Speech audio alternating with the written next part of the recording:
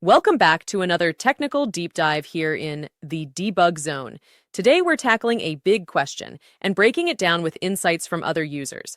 Hopefully this clears up some misconceptions and helps you get the answer you need. So buckle up, stay a little curious, and let's jump right in.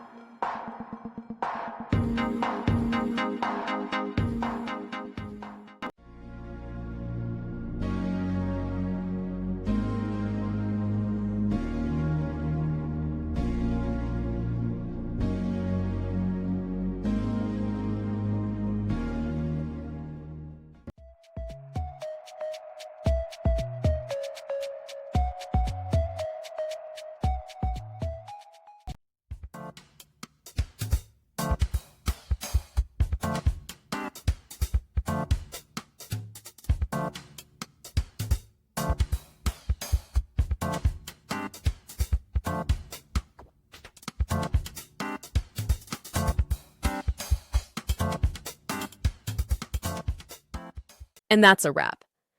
I hope you found the answer you were looking for. If you did, take a second to hit that subscribe button. It really helps out. And let me know in the comments which solution worked best for you. See you next time in the debug zone.